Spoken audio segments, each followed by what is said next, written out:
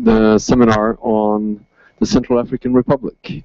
We are so lucky to have with us Mauro Garofalo from the Sant'Egidio Community, a lay order from Italy, and very happy that he could join us today and share some thoughts on mediation in the Central African Republic.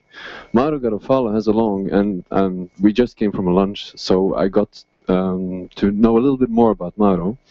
And it was very interesting to hear. He actually started with the Sant'Egidio Community already as a 15-year-old, as a volunteer. And so he has been working on these issues for a very long time, and also getting a PhD on the topic. He will start with his thoughts on and share some of his recent experiences just coming back from Bangui the other day, from the mediation efforts in Central African Republic. He will then perhaps also share a little bit more about the particular approach to mediation that the Sant'Egidio Community is having,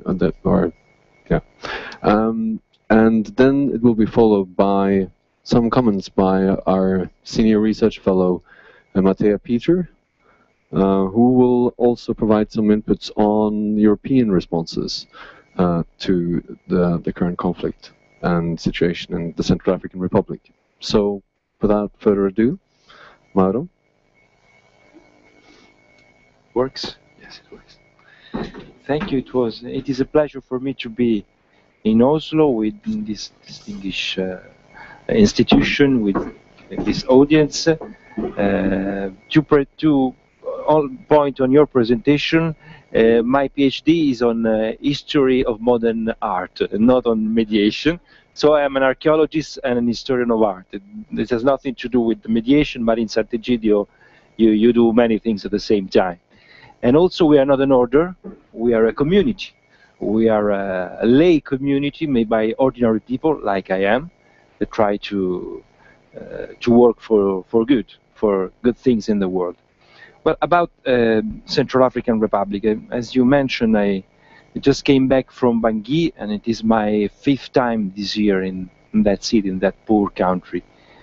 The story of friendship between CAR and Sant'Egidio dates back to 2003, at the time of President Patassé, at the very end of the regime of President Patassé, because we have always tried to do something for that forgotten country, because everyone refers Central Africa as a forgotten and failed country. We tried at that time to establish a link, a confidential channel of communication between President Patassé and the rebels in the north. Unfortunately, this could not happen, and the President Patassé fell with his government, and Bozizé conquered Bangui. Since then, just a brief resume of what we did. Since then, we always tried with Bozizé and his allies to establish contact with the diaspora, because during the presidency of Bozizé, we had a diaspora in Paris and in other cities of a political elite that lived outside, blaming him on what was happening in the country, but not cooperating with him. So we made several proposals. It was unfortunately not possible, because President Bozizé was not willing to internationalize the situation of his country. By the way, it was difficult for him to rule the country, but we kept all the channel open with his government and with his staff. We had several ministers of the government Bozizé in our international congress, the Minister of Justice for the Congress Against Death Penalty, the Minister of Healthcare in our annual meeting against the HIV in Africa. We have a program to treat HIV in Africa. And so we stayed at the window. We waited for the good moment. Unfortunately, in Central Africa Republic, a good moment is always a bad thing. As a matter of fact, March last year, President Bozizé was ousted. It was a coup d'etat, the 7th or the 8th in the history of that poor country. And the Seleka arrived and conquered Bangui, substantially instaurating a a regime, sort of Muslim regime. I don't think so, but many described it as a Muslim regime. Even before that, we had an international framework of mediation. We have the Libreville Agreement. The Libreville Agreement that tried to establish a government of national unity under the presidency of Palacé, but it didn't work. It didn't work when the Seleka was at 40 kilometers from Bangui. The spokesperson of Seleka said we should include Sant'Egidio in the negotiation between us and Bosisé, and suddenly it became clear that we had a role in that country. Then the Libreville Agreement, and then the coup d'etat. They conquered Bangui, many violences all around the city and in the country. We arrived in Bangui to speak with Jotoja, the leader of Seleka, and the new transitional president immediately after the coup d'etat. It was in the beginning of May. What we proposed to Jotoja, what we did since then up to now, is to have a political inclusive dialogue with the support of the civil society and the religious leader to build up a sort of code of conduct, some shared political document on which we can base the future of the country. We tried. We must say that in May 2013, Central African Republic was not on the main screen, because everyone thought it is the same old story. It's another coup d'etat in Central Africa. Unfortunately, what was happening there was not really the same, because you know, after the coup d'etat, 3 weeks of violences, then a new cabinet, new ministers, new leader, and the life goes on with the same old story, even if miserable, but still goes on. Unfortunately, it was not the case, because the Seleka arrived in Bangui and conquered the country with the help of foreign troops, foreign guerrilla, and what happened to the country was the chaos. The population was afraid of an Islamization of the country. Many part of the Seleka were not under control of the head of the Seleka, of Jotodia and his allies. And in many prefectures, we had the instauration of a chief of not a civil authority that disappeared, but of some warlords that take literally possession of some part of the country. And it happened in several important cities like Bosongoa and others. Central African Republic is a very rich country. They have everything. They have uranium, oil, petrol. They have gold, diamonds. They have everything. And of course, it's clear that if you control a prefecture with some mines for 1 month or for 1 year, is not the same thing, because you can earn a lot, really a lot of money. So we went on with our proposal. We had some problem in setting up a delegation for Rome, because in a time where no one is caring about Central Africa, to have a delegation in Rome, in Europe, to discuss the transition and to discuss the reconciliation caused some problem, because every political actor would like to influence the composition of the delegation, and in effect we had some problem. But at the end, in September, we had a good number of delegates in Rome to discuss transition, to prepare the election, and to see the process of, to figure out the process of reconciliation. We had representative of President Jotoda, representative of Prime Minister Tiangaye, members of the CNT, which is and is yet the transitional parliament of the Central African Republic, civil society and religious leaders, including Muslim, different churches, and the head of the Catholic Church. So what we did substantially is a 1 week and a half discussion, hard discussion on common documents and a common code of conduct. So we, of course, in Rome, we had the chance to confront with the international community, with the diplomatic corps, and with the Italian government. was more than helpful at the time.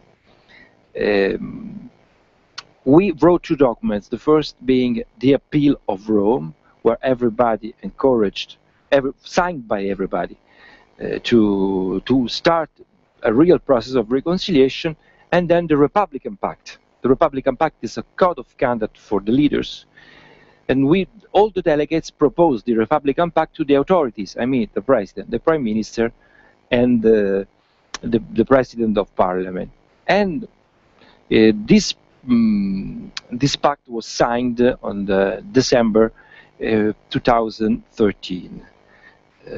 You could say, someone said it's a piece of paper, no more than a piece of paper, but at the same time Sant'Egidio had no power to impose the signature of this pact, and I think it was probably the only example of a real cooperation, an effective cooperation between the Seleca and his leader, Ciotodia, and the political elite of Bangui.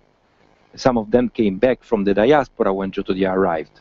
So it was, I think, a good example. By the way, it is quoted by the resolution of the Security Council of the United Nations 2127 on Central African Republic, the one that authorized the military presence of foreign troops in Central Africa, as a credible framework of reconciliation.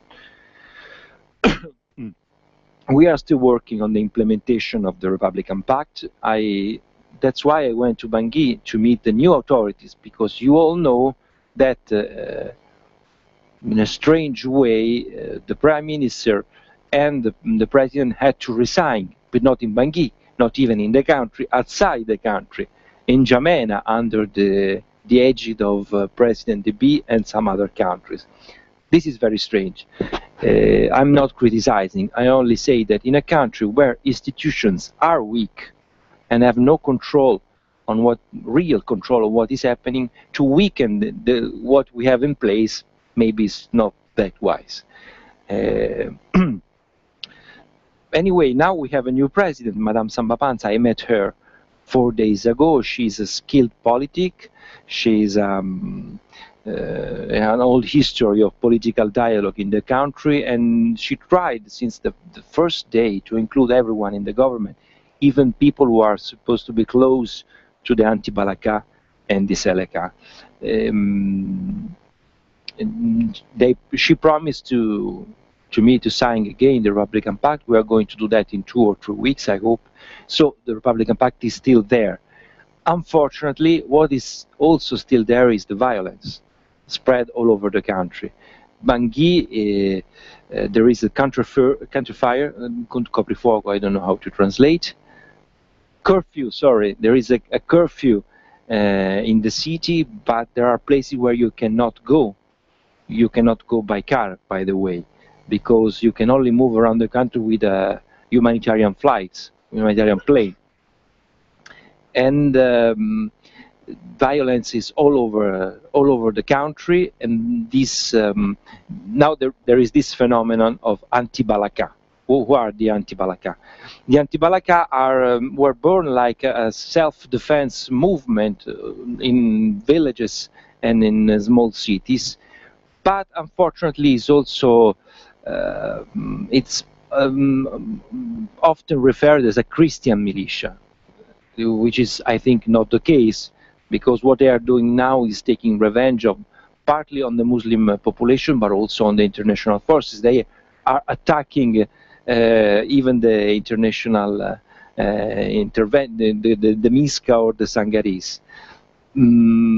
It is not the first time we see such a movement like anti-Balaka in the Central African Republic story.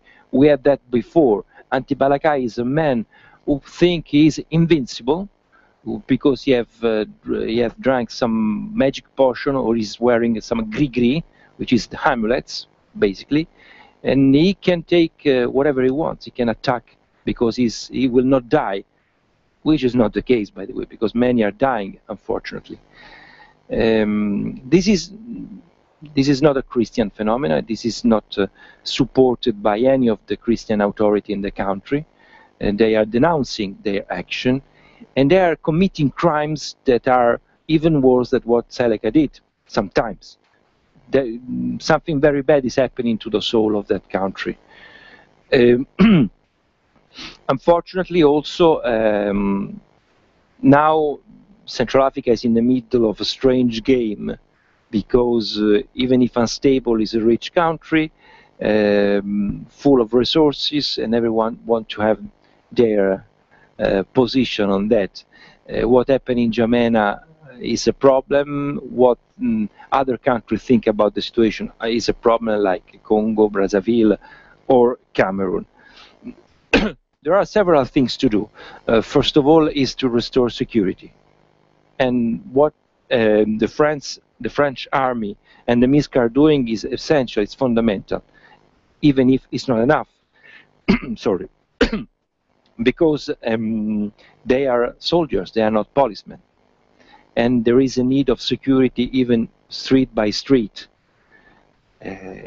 Furthermore, they are not enough in number, because we are talking about maybe 7,000 soldiers for a country of 600,000 square kilometers. It's difficult to control such a big country with this number. The United Nations said we need more than 15,000, 10,000, 15,000, so more help is needed. This is the first point, I think. All the work for reconciliation and the political dialogue must come with security, and also humanitarian aid must come with security. I was there, for example, and in the capital, the airport was closed, because all around the airport there were fightings because of the presence of Chadian troops.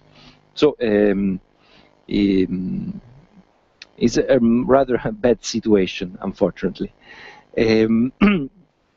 We will try in the next day to have another delegation in Rome to implement the Republican Pact and to support the work some religious leaders are doing, and I mean the Archbishop of Bangui, the Imam of Bangui, and Pastor Gerekoyame Bambu of Bangui. They are brave persons, they are touring the country to spread this message of coexistence. Because we have to say, and I'm saying it, in Central Africa there has always been a tradition of coexistence between religious communities. They always live together. There are a lot of mixed families. What is happening now is something we have never experienced before. They never experienced before. And we have to stop this dynamic of interfaith fightings. But maybe I should say something on Sant'Egidio, on our methodology, on why we are there, who we are. We are there because one of the more important aspects of Sant'Egidio international activity is peace building and conflict resolution. Sant'Egidio is a lay movement in the Catholic Church that was born in 1968 from a group of young students. Our first goal is to help poor people to put in practice the gospel, like many other Christian realities. But we experienced quite an important growth in the world, in the sense that we are now present in 73 countries with more or less 75,000 members all over the world. Half of our members are African people, national. Our communities are always local based. So for us, a conflict in Africa, may it be in Central Africa or in Senegal or in Mozambique, is a wound on our skin, is a wound on our community, on the life of our institution. So for us, it was obvious that we had to do something for peace. It was obvious in Mozambique at the end of the 80s when we started our activities of conflict resolution. It is obvious today in some other countries like Central African Republic or Senegal. Also because to carry humanitarian action in a country where there is a war is impossible. And we always say in Sant'Egidio that the war is the mother of all poverties. With war, nothing is possible. So we started in Mozambique, and after then we had at least 25 peace talks in Rome. So we are a peculiar example of track 2 mediation, faith-based if you want, but I don't want to boast, but sometimes effective, sometimes effective. Did I speak too much? Oh, it's fine. I think I can go on. No, a little bit more. a little bit more. While I speak, in Rome we had an important part of negotiation between the government of Senegal and the guerrilla of Casamance, the MFDC, the Mouvement de Force Démocratique de la Casamance. They reached a first protocol of agreement in the framework agenda, and it's a good sign for the future. It's a conflict that is almost forgotten, but it is going on since the beginning of the 90s, more than 30 years. And so we are part of the negotiating panel in Mindanao, in the Philippines, and we're trying to do something also for Mali and other situations. Just to give you a broader picture of what we are doing, I think I can stop now. Yeah. Thank you so much, and thank you for giving us a little bit of insight into your current activities in the Central African Republic. Mattea, can you give some comments? Yeah. Thank you very much. This is definitely a different perspective that quite a lot of times we don't hear about because we deal with more official channels. Yet, on that note, I will actually switch back to more official channels and speak for a couple of minutes on another substantial, basically new development connected to the Central African Republic, which is a bit more in my wheelhouse. That is the EU's responses to the crisis. And there's been a couple of very recent developments, so I feel it's actually important, and in a lot of ways the more formal arrangements and the efforts of non-official actors actually go very much hand in hand. So at the end of the brief reflection, I'll return to sort of my thoughts on sort of why we need non-state actors in these kind of settings in particular.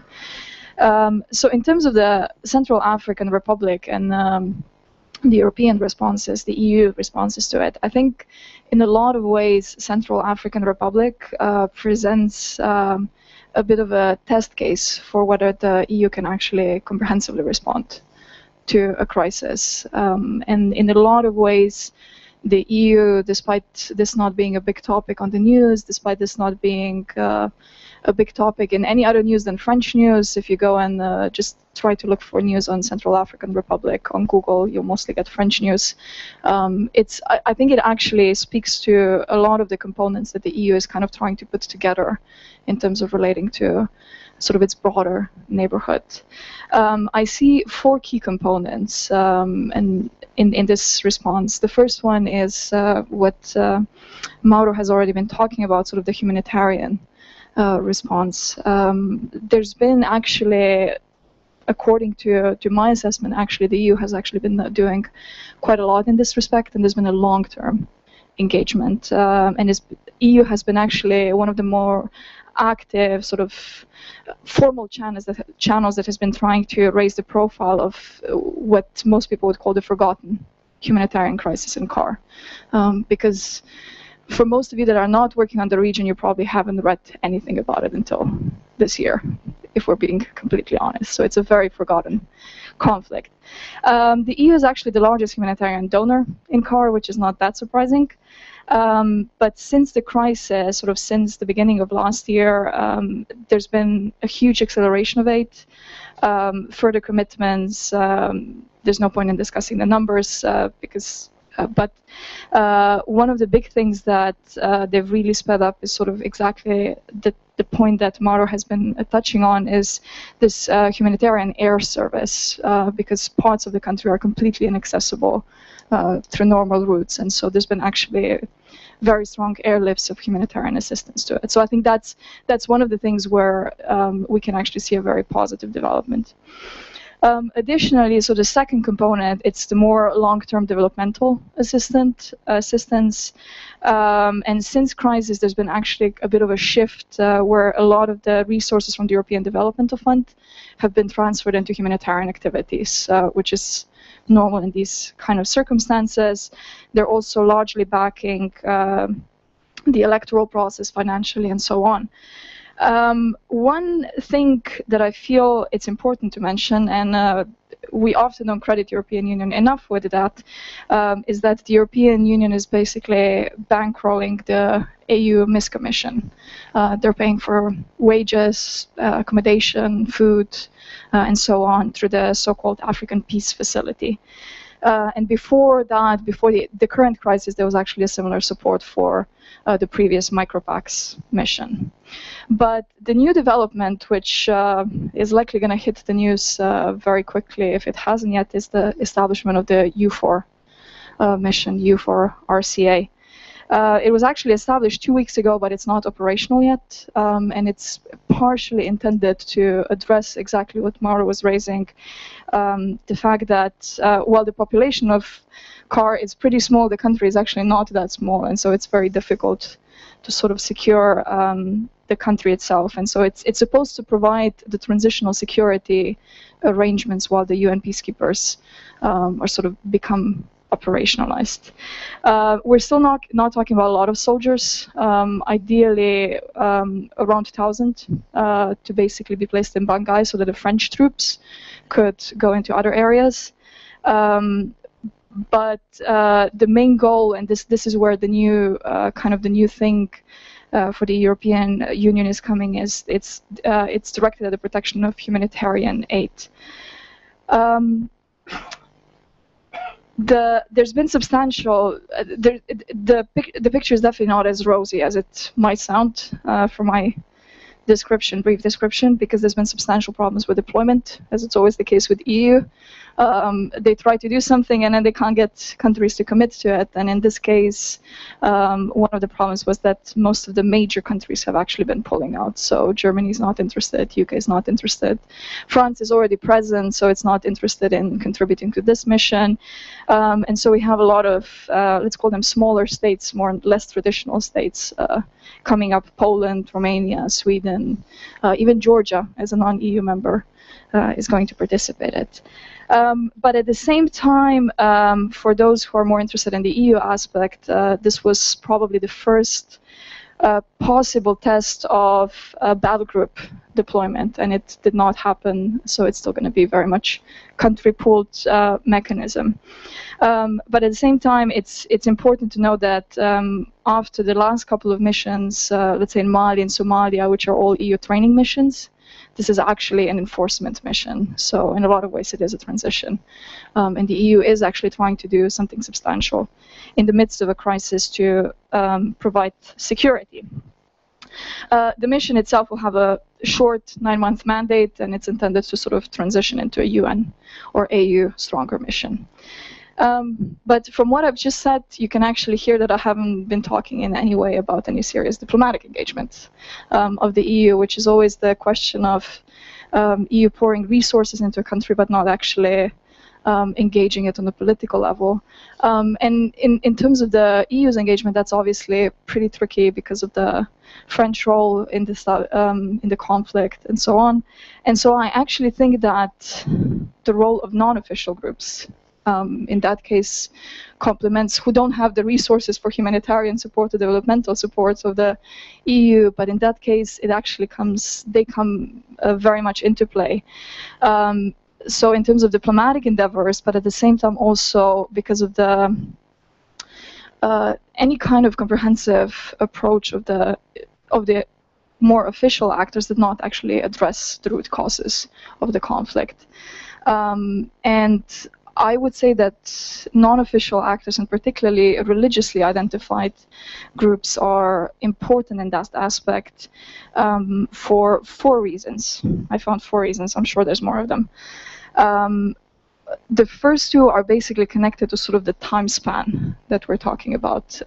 One thing that Mauro has been mentioning is sort of these long-term engagement in the past, and sort of how there's a community.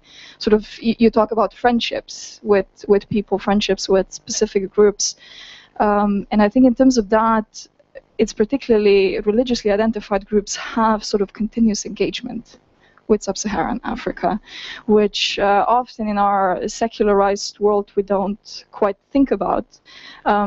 But a lot of times these groups can actually build on existing relationships with churches, which often act as community hubs. And so in a lot of ways there's an unprecedented access to a lot of key people that might not be at the peak of the power at the moment. And we've seen this in other settings where conflicts had actually quite a strong religious component, such as in South Sudan. The other thing is also connected to sort of the long-term nature of activities of sort of these more non-official actors. While the official actors sort of tend to jump from a crisis to crisis, or at least our attention tends to jump from a crisis to crisis, reconciliation in these countries is an important aspect. And so I think it's not just the pre-conflict engagement, but also hopefully at some point the conflict will kind of get resolved, at least the fighting part of it, and then the post-conflict reconciliation aspect is particularly important. The third reason why I think, and to some extent, engagement on a high diplomatic level is not that aspect of it, but religious actors or religiously identified actors and non-state groups often will have an ability to include also disenfranchised segments of society. And I think that's a very important role, because they can actually bypass sort of foreign ministers or military leaders who in conflict tend to be the most powerful actors are military, and that actually allows, so this kind of engagement allows for sort of important aspects of reconciliation, such as gender issues, such as inclusion of other disenfranchised segments of society to be brought into it. And I would actually be, later on in your reflection, interested in sort of how your sort of more high-level mediation then translates into reconciliation issues more long-term. But then the last thing that I started thinking of, and it had to do with your comments about Chad as well. I would imagine that organizations such as yours are actually excellently positioned to pursue regional approaches to crisis. Because as an official actor, let's say Italy or European Union is kind of bound with state-to-state interactions. And it needs to follow specific logic of, state system. And I would imagine that transcending the state boundaries is particularly important in sub-Saharan Africa. Because, for instance, when you think of the AU MIS Commission, it's actually composed of, so I don't forget anybody, Gabon, Chad, Congo, Brazzaville, and Cameroon. All of those countries are neighboring CAR. And as you mentioned yourself on sort of how anti-Balaka fighters are actually not just fighting Seleka, but actually Chadian peacekeepers as well. But at the same time, the Chadian peacekeepers are receiving support of EU, at least in the substance, right? And so I wonder if there's a way to potentially engage into a bit more of a regional mediation conflict, and whether there's any intention for you to do that. The last question that I was thinking of ending on is considering sort of the decimation of the Muslim population in specific parts of the country. To what extent do you actually think the reconciliation is even possible, considering that they're not even there, they're now in refugee camps? Thank you. I think we can take, you may respond a little bit to those questions now first, and then we can take questions from the audience. I also have a question or two that I would like to pose you, and I'll use my prerogative now as a chair. So the French force Sangaris was initially deployed, I think, for 3 months, and now they have extended it until next year, which shows that this was first intended as a very short engagement, and now obviously has turned into a much more serious and longer-term crisis. How do you see, is EU here coming as a potential exit option for the French or the UN? They're looking for other ways of getting out in a way, limiting their exposure. Also looking at them, I think Matteo has already mentioned it, but the relationship between track 1 and track 2, and the fact that many of the regional players are also involved in the mission. So a few more reflections on that, thanks.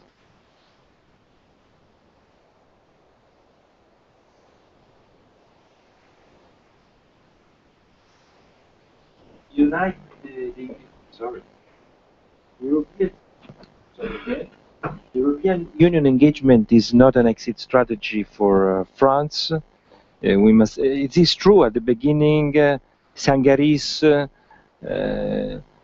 has been thought as a brief period intervention to restore order, but immediately, it was the 5th December, when they arrived, something started around Bangui. So it's not a miscalculation. I think simply that someone played a bad game with the French and with the Central African Republic, because as soon as the French arrived, an attack occurred in 3 different places in Bangui, and this could not. This is not by chance, I think. So the level of fightings grew immediately, and what was imagined as a short-term intervention with almost around 1,000, 1,200 soldiers, now there are 2,000, and they are not enough. Again, on the international intervention, the French are doing well. They're trying to do what they can. I mean, it's obvious. Seeing the historical relation between France and Central African Republic. MISCA is another problem because they have less logistical support, and the problem in Central Africa is that you have to deploy these troops all over the country. You cannot reach a city like Bosongoa, try to disarm all the rebels there, both Seleka or Antipalaka, and then come back to Bangui, because you leave people at the disposal of any kind of revenge. This is why when the French arrived, they were welcomed like liberators, like the allies in Europe during the Second World War, but when they come back to Bangui, there are outcries of desperation. So they have to smoothly recover some part of the country to Bangui. We are also talking about a nation where there has always been places outside the control of Bangui, like Birao and other cities. It's a safe haven for many guerrilla movements. We all know this. So European Union should reinforce these efforts of the military international military intervention. By the way, there are problems. You mentioned it with the Chadians, which are perceived by the population as supporters of the Seleka, supporter of the Muslim. But you know, there is a logic of ownership in Africa, and we should respect it.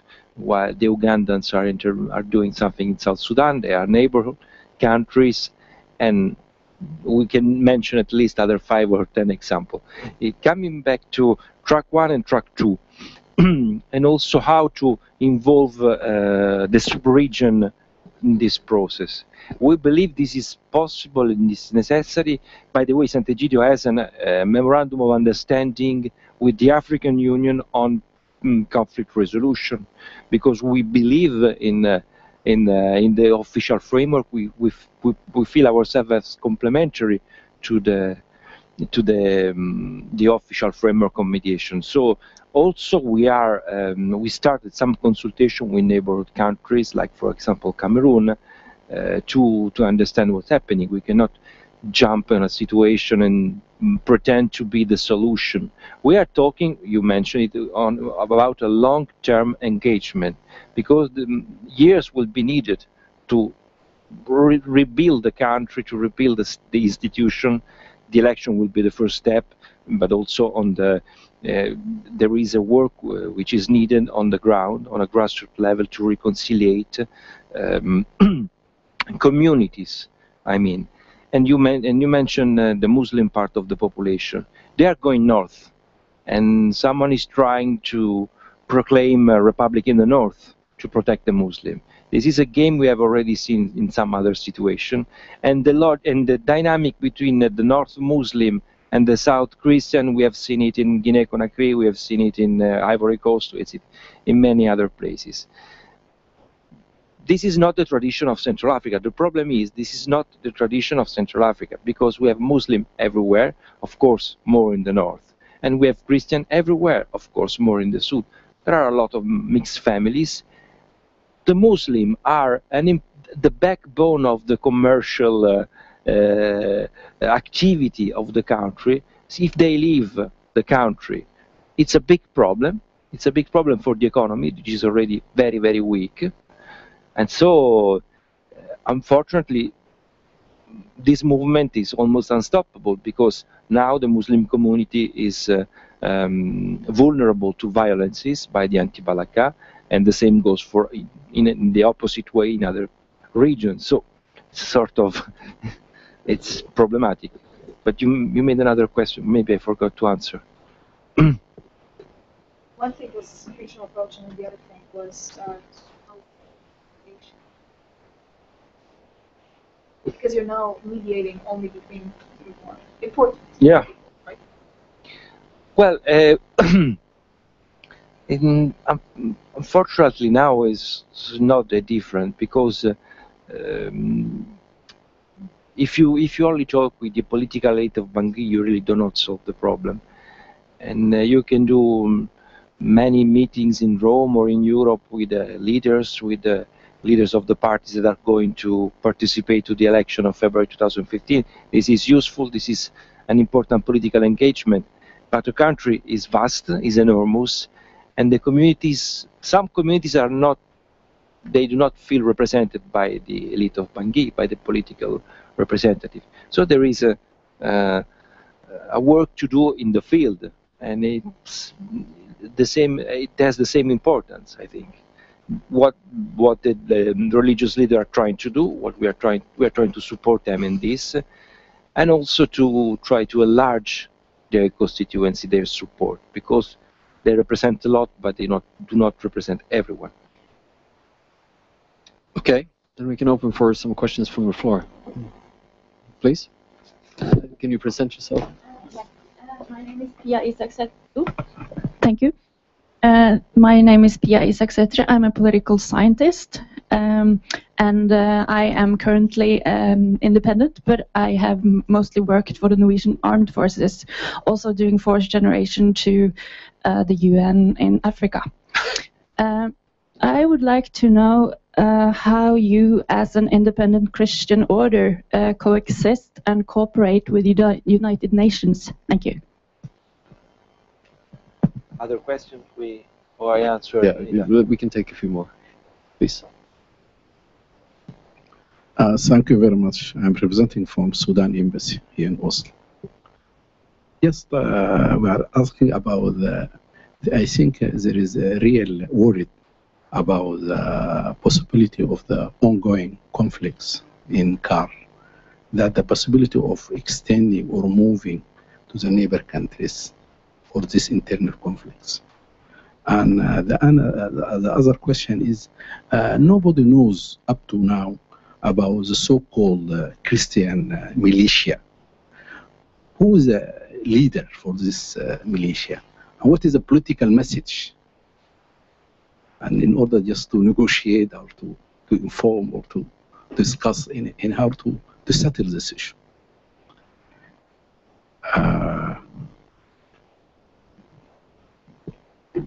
Thank you very much.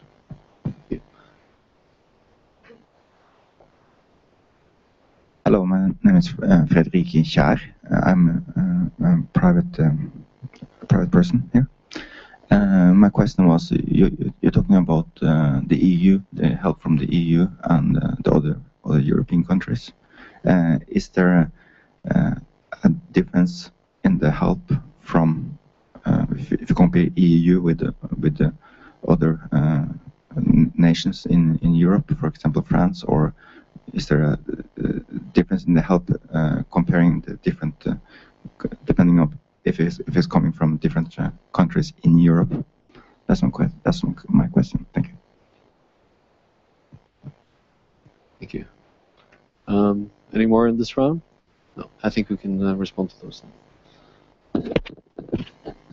Well, about the United Nations, as I mentioned, the United Nations consider the Republican Pact as a valuable experience of political dialogue.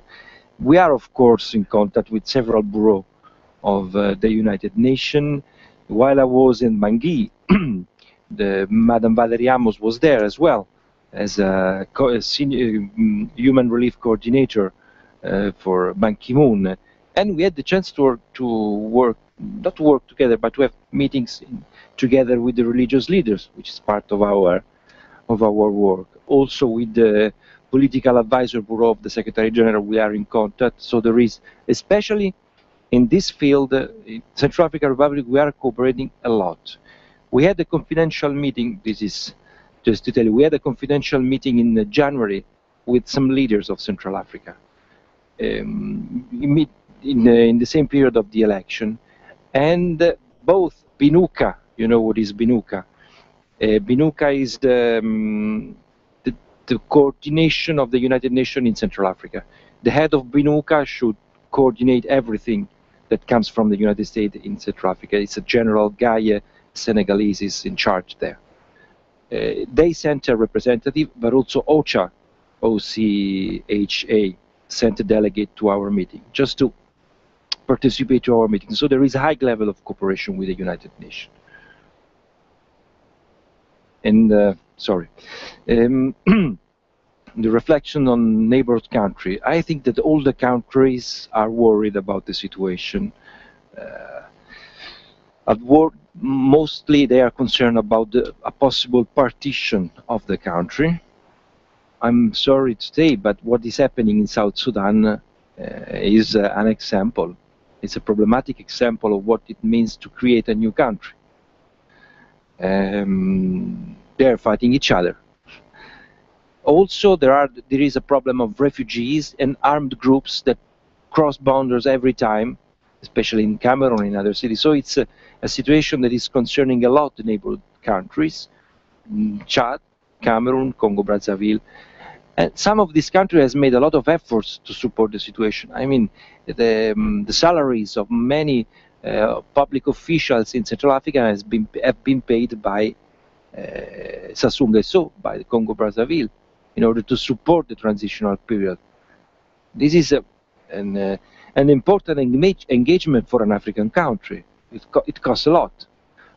So it's a problem. And of course, if the situation is not solved, it will affect more and more the neighborhood countries. This is a real risk, and I totally agree with you. Who are the anti-Balaka? Well, anti-Balaka are many things. I mentioned before some tribal traditions with Grigri and with the magical potion. Unfortunately, you are right, someone is trying someone pretend to be the political wing of the anti-Balaka. And what happened in Bangui the 5th of December is different from a small group of villagers that defend themselves. It's different. It's a different operative scale. So it is not clear. It is not clear. We have some suspects, of course. But then the differences between European countries in the intervention. Of course, France has the first place because they've always been there. There are a lot of French people in Central African Republic, and they have a tradition of intervention abroad. You see the Serval in North Mali, see what happened in Libya with the United Nations mandate, see what was going to happen in Syria also. So they have an efficient army, they are able to do so, and there is an international framework now to do so, because the United Nations authorized so. The rest of Europe has been slower, not on the humanitarian side. I was in Brussels during the donor conference, and they put on the table $500 million to the humanitarian aid, together with other countries, which is more important. On the military side, Italy is not going to participate, I tell you as an Italian. Spain as well. UK is quite cold on the subject. You said small countries. Poland is big. Poland is big, I mean, but more help is needed, of course. Also on a logistical side. If we help, for example, the Burundese soldiers, which are doing very well, to deploy in other cities, this could help as well. You don't need to put a flag on Bosongoa or the Lithuania flag on Birao. There are several ways to contribute. Yeah. Okay. Mm-hmm.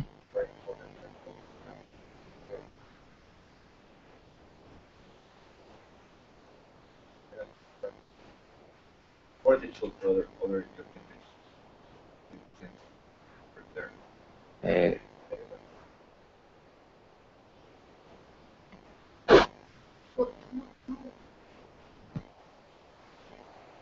Part of the thing is that there's just not that much interest, right? And in order to get a commitment, there needs to be, and France is just historically, for historical reasons, much more interested. And the new EUFOR mission is not going to in any way replace the French people there. It's intended to, logically, from looking at it, Bangui is the most manageable situation, so EUFOR is actually going to be situated there in order to allow French troops to actually go out. But what I was referring to is more looking at the non-traditional contributors to missions, because we don't see UK, Germany, Italy stepping up, right? We see small countries such as Estonia, Latvia, Sweden, relatively small, Poland stepping up into this thing. And so in a lot of ways, to me, I work a lot on the EU crisis engagement. It actually tells a lot on sort of how these small countries can actually act in a support capacity in sort of where a member state is actually playing a very crucial role. But it's also important to know that this is still, it's very much in development, and we don't know what the actual deployment is going to be. The requests went out for mission contributors only a couple of days ago. I know Norway got a request, there wasn't yet a response. Georgia just replied yesterday. So it's actually slightly bigger than the EU, but it's more in a sort of, it is going to be an enforcement mission, but to basically allow French troops to do more. It hasn't said no yet. It hasn't replied yet. So we don't know. If I may add, because there is a possible further scenario. I mean, if the United Nations authorized the blue helmet, then it will open the floor to a broader panorama of countries that could jump in. And this, I think, in Bangui, they are all expecting this because it's more than necessary.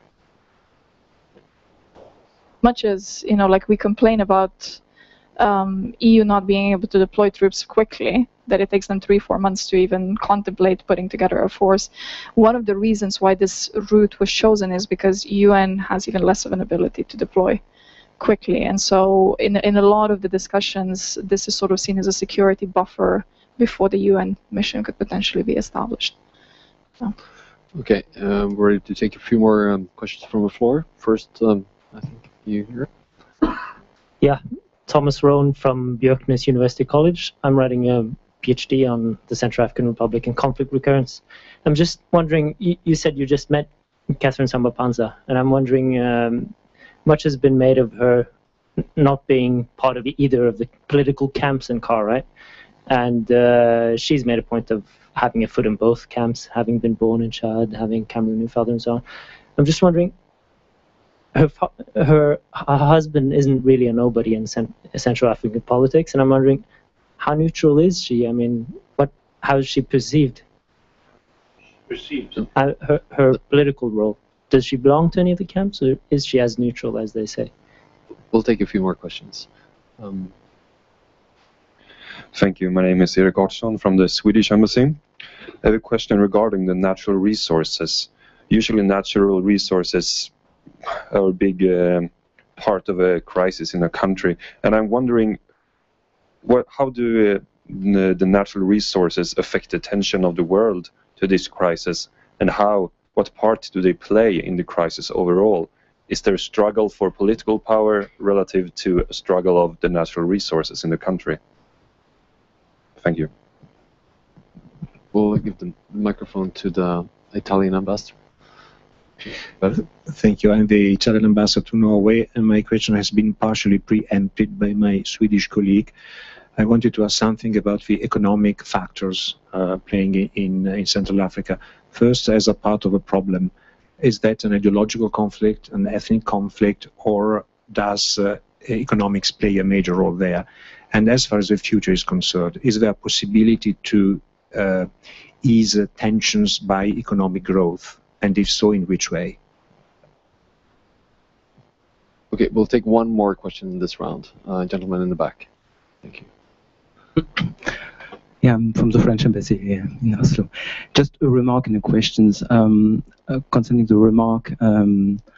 I just like to mention that the violence is a bit reducing in the since the French troops are there, so it's a bit optimistic maybe. But concerning the next step, you mentioned that what will come after the French interventions. Of course, we are pushing strongly for the UN keep missing missions, and that's very important to have it as soon as possible. The critical point is maybe the questions of this secession that you mentioned, with all this population moving from different parts of the countries, and of course the unity of the country is a little bit under the critical. So maybe you can mention what type of action you can have on the dialogue, and to make sure that these long traditions of dialogues between the different community can be preserved. Yeah, that's my question. Thank you. So we'll stop there for now. Mauro? Yeah. Sorry.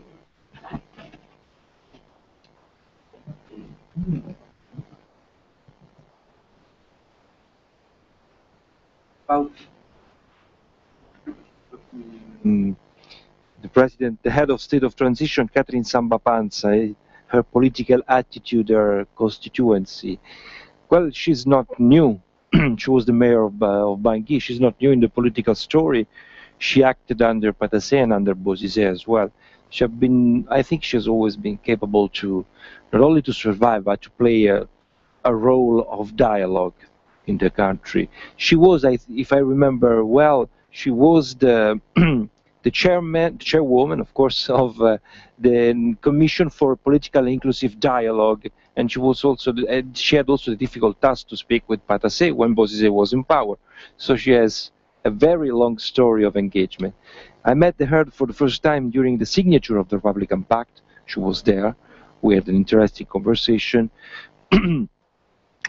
I think that since the beginning she tried to include everyone. Her speech for inauguration was a very good speech, and the way she was able to attract the consensus in the CNT, which is just different souls, is a good sign, is a positive sign. But if the salaries are not paid, and if security is not restored, how long she will stay? If you read the various newspapers in Bangui, there are several all these sides. You see that there are some open letters are beginning to arrive, saying, why are you criticizing the anti-Balaka? Because they defend us from the Muslim. Why you went to N'Djamena while you should have your work here and you speak with the bee who is an enemy of our country? The climate is very tense, is very difficult. So I think we should support her as much as we can. About her political role, she's the only one.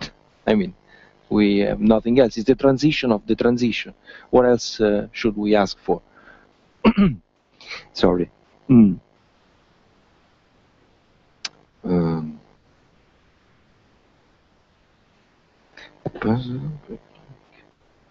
So the second question, sorry, would you repeat? What role resources. The natural resources playing a conflict and the attention the conflict is getting? Potentially the country is very rich, but this is the same old story for other African countries. There is a lot of resources on which you can build the economic future of the country. Unfortunately, with no infrastructure and with the current economical situation, which is nothing because everything is paralyzed now, I think that who is exploiting the resources is there and is not acting in favor of the country. I don't know. I'm not an expert in that sense, but as usual, they are playing a good role, an important role, I think. And I think was almost the same question of the Italian ambassador. On the other side, it's a route where you can base the new country. Now, the state has practically no income, because they do not control the boundaries, the frontiers. They do not receive taxes. They have nothing. If it was not for the humanitarian, the economic aid of Sassou Nguesso and some donors, it was the chaos. The total chaos is already a chaos, but would be even worse. The violence is, the tension is lowering a bit.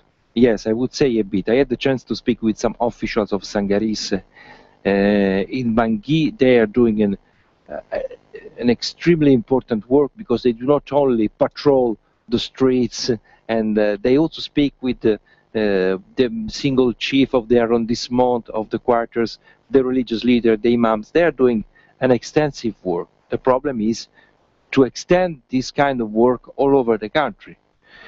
And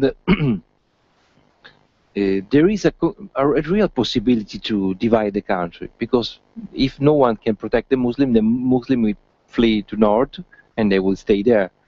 I think we have to avoid this for the good of that nation. I think this is not a real option. It's going to be more problematic. But this is my personal point of view. You want to add something? I think we'll take another round. My name is Ivan Hoffman. I'm a retired economist, and my question is, who's financing the violence? Are they scavenging and exploiting the local population, or are there outside sources for the financing? And in that case, how is the mediation and negotiation efforts, to what extent are negotiation and mediation efforts managing to get those sources into the dialogue? Thank you. Yeah, I think that's the only question for this round. I think it's a very good question. Oh, we have one more question here in the front. The Sudanese representative. Yes, my question, as you know, the new president, she was born in Chad. And I know, as far as I know, her mother from Cameroon. Cameroon, exactly. And father from Central Africa. To what extent this historical background from 3 countries made her more qualified, open-minded, and tolerance towards the society? There is diversity in the Central Africa. Thank you. Okay, back from the last question. Absolutely. I think the answer is already in the question. You already answered. I mean, the fact that she is this regional, I think the answer is already there. She is Central Africa, but she has different families' roots in the neighborhood countries. I think she put her in a good position to better operate in a context where all the neighborhood countries are engaged. Her trip to N'Djamena is a sign. The fact that she has good relation with Cameroon is also helping. In this moment we have less than 1 year to prepare the election. We are not talking of a government or a president that will last for 3 or 4 years. We have 12 months to prepare the election and to give the possibility of the new head of state, democratically, hopefully elected, to rule the country, to have something to work on, because now there is not that much things to work on. She is well placed. Being the president and running for president of transition, it means that she has no ambition for the future. She will not run for president in 2015. It was according to the transitional chart. So she gave her service as forces to try to, let's say, to drive the country up to the election. It's a difficult task. I think she's well placed. I'm quite optimistic on her role, hopefully. Who is financing violence? Well, Central Africa is a place where if you want to find weapons, you always find weapons. And it's no secret that the LRA, after creating problems in North Uganda and in Congo, now is in the east of Central African Republic. But this is true not only for LRI, but also for other groups, armed groups. So unfortunately, if you look for weapons, you will find weapons. Who is financing? There are several options, several ideas on that, but I don't know if it's the case to mention that here, since you are broadcasted, aren't we? Okay. I think we're coming to the end of the seminar. I would first like to thank the Italian ambassador for taking the initiative and offering us to host Mauro. We're very happy that we have the honor of hosting you here, and that you could come more or less straight from Bangui and share the latest update on the situation and the efforts that you're making. And also then learning a little bit more about Sant'Egidio, the community, and your work in many different corners of the world. I would also like to thank the audience for coming today and for posing some very good questions and helping also to then make a good discussion, and for Matea Peter to make her comments and questions. So all in all, I think we've had a very good session, and we've understood at least a little bit more about what is going on in the Central African Republic. Thank you.